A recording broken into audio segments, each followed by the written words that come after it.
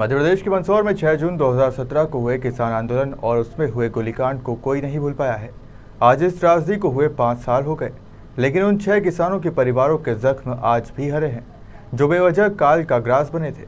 किसान तो अपनी मांगों को मनवाने के लिए और अपना हक पाने के लिए सड़कों पर उतरे थे, लेकिन आंदोलन उग्र होने के कारण 6 किसानों की मौत हो गई थी, जिसके बाद उनके गाँव में प्रतिमा स्थापित की गई थी। और किसानों की मांगों को लेकर आज भी कहीं न कहीं विरोध के स्वर आज भी हैं, क्योंकि किसान अपनी उपज के समर्थन मूल्य की मांग हमेशा से करता आया है। किसान आंदोलन में शहीद किसानों की 5वीं पुण्यतिथि पर किसान नेता डॉक्टर सुनीलम और सैकड़ों किसानों में शहीदों की प्रतिमाओं पर माला पहनाकर श्रद्धांजलि अर्पित की। समर्थन मूल्य की गारंटी देना होगा, देना होगा, देना होगा। समर्थन मूल्य की गारंटी देना होगा, देना होगा, देना होगा। शहीद किसान अमर रहे, अमर रहे, अमर रहे। संयुक्त किसान मोर्चा जिंदाबाद, किसान मजदूर एकता जिंदाबाद, जिंदाबाद, जिंदाबाद। शहीद पूरमचंद अमर रहे, अमर रहे, अमर रहे। कौन बनाता हिंदुस्तान, भारत का मजदूर किसान। एमएसपी की कानूनी गारंटी देना होगा, देना होगा, देना होगा। एमएसपी की कानूनी गारंटी देना होगा, देना होगा, देना होगा। लाल पाटीदार अमर रहे, अमर रहे, अमर रहे। लाल पाटीदार अमर रहे, अमर रहे, अमर रहे। शहीद किसान अमर रहे, अमर रहे, अमर रहे। किसान आंदोलन जिंदाबाद, जिंदाबाद, जिंदाबाद। संयुक्त किसान मोर्चा जिंदाबाद, जिंदाबाद, जिंदाबाद। अपना हक लेके रहेंगे, लेके रहेंगे, लेके रहेंगे। एमएसपी की कानूनी गारंटी देना होगा, देना होगा, देना होगा। कौन बनाता हिंदुस्तान, भारत का मजदूर किसान। कौन चलाता हिंदुस्तान, भारत का मजदूर किसान। हमारे किसान। जय जवान, जय किसान। शहीद किसान अमर रहे, अमर रहे, अमर रहे। शहीद किसान अमर रहे, अमर रहे, अमर रहे। शहीदों का ये बलिदान याद रखेगा हिंदुस्तान। अमर रहे, अमर रहे। शहीद किसान अमर रहे, अमर रहे, अमर रहे। लाल पाटीदार अमर रहे, अमर रहे, अमर रहे। किसानों के हत्यारों को फांसी दो, फांसी दो, फांसी दो। किसानों के हत्यारों को फांसी दो, फांसी दो, फांसी दो। हम अपना अधिकार मांगते नहीं किसी से भीख मांगते, हम अपना अधिकार मांगते नहीं किसी से भीख मांगते। आवाज दो, हम एक हैं, आवाज दो, हम एक हैं। संयुक्त किसान मोर्चा जिंदाबाद, जिंदाबाद, जिंदाबाद। एक तो मैं कहना चाहता हूँ कि इस मंदसौर के शहीद किसानों ने देश के किसानों को प्रेरणा देने का काम किया। आपको मालूम है कि इसके पहले मुल्ताई के अंदर गोली चालन हुआ था, 25 साल हो गए, लेकिन उसके बाद में कोई एक अखिल भारतीय आंदोलन खड़ा नहीं हो पाया था। लेकिन मंदसौर का जब गोली चालन हुआ उसके बाद में यहाँ से जो बूढ़ा गांव से शुरुआत हुई, उसके बाद में अखिल भारतीय किसान संघर्ष समन्वय समिति बनी, जिसने कि कर्जा मुक्ति को लेकर के और एमएसपी की कानूनी गारंटी को लेकर के कानून बनाने के का प्रयास किया। तो एक जागरूकता पैदा हुई और उसी ने फिर समन्वय समिति ने संयुक्त किसान मोर्चे का गठन किया, जो कि 380 दिन का आंदोलन चला, जिसमें 715 किसान शहीद हुए। मेरा मतलब ये है कि इस आंदोलन का मंदसौर की सबसे बड़ी जो योगदान है इस देश के किसानों के लिए, किसानों के बीच में जागृति पैदा करने का काम यहाँ के आंदोलन से हुआ। अब उसमें जो मुख्य सवाल है, एमएसपी का सवाल मुख्य था। जी, अगर ऐसी स्थिति बनी हुई है लहसुन और प्याज की, तो अगर यहाँ के किसानों ने एकजुट होकर के उसी तरीके का आंदोलन चलाया होता जो 5 साल पहले चलाया था, तो मुझे लगता है कि उस समय जब 3200 रुपये का भावांतर देने की बात करनी पड़ी थी, 8 रुपये किलो का जो है प्याज का रेट ख़रीदना जो पड़ा था सरकार को, वो फिर से करना पड़ता।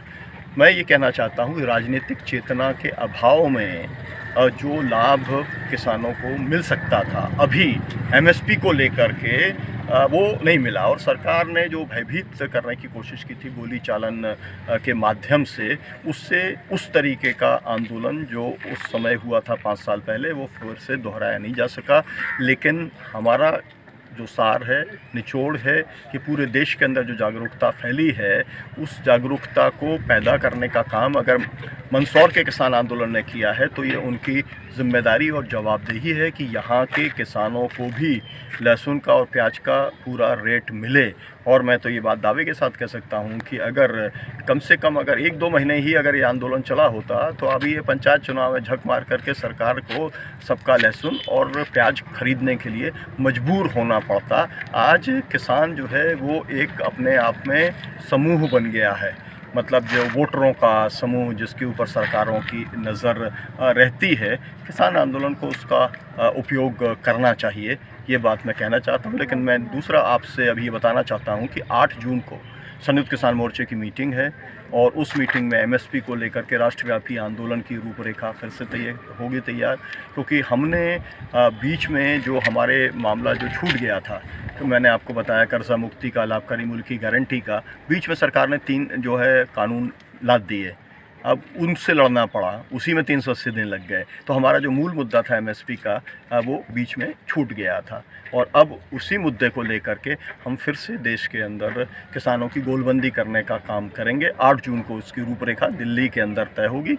देश भर के किसान संगठनों को फिर से एक बार आमंत्रित किया गया है कि सब आएँ और मिल बैठ करके अपनी एक फिर व्यापक योजना बनाए। मैं इतना बताना चाहता हूं, जो लोग कहते हैं कि आंदोलन, किसान आंदोलन ख़त्म हो गया, उन्हें बताना चाहता हूं कि पंजाब के अंदर अभी 10-15 दिन पहले जो है आंदोलन हुआ। आपको मालूम है 4 दिन का धरना दिया मोहाली में, वहां पर चंडीगढ़ के बाहर 13 में से 12 मांगे नई सरकार को मानने के लिए मजबूर होना पड़ा। वहाँ पर पहले गेहूं और चावल तो समर्थन मूल्य पर खरीदा जाता था, अब वहाँ पर मूंग को भी समर्थन मूल्य पर खरीदने के लिए उन्हें मजबूर होना पड़ा है। ऐसे ही आंदोलन 24 तारीख को अभी जो है हरियाणा में हुआ, ऐसे ही आंदोलन कर्नाटक और तमिलनाडु के अंदर भी चल रहा है। तो हम लोग तैयारी पूरे देश के अंदर किसान आंदोलन को फिर से खड़ा करने की तैयारी हम कर रहे हैं और हम ये उम्मीद करते हैं कि मुल्ताई इस मंदसौर के किसान उसमें बढ़ चढ़ कर हिस्सा लेने का काम करेंगे। हमारी जिम्मेदारी और जवाबदेही है कि हम शहीदों की कुर्बानी को जो है बेकार ना जाने दें। तो आपको क्या लगता है कि सरकार आपकी मांगे मानेगी या नहीं? हम जब किसान खड़ा हुआ है तो झक मार के मांगे माननी ही पड़ती हैं। मुल्ताई के अंदर जब हम खड़े हुए थे तो हमारा मामला था मुआवजा वाला।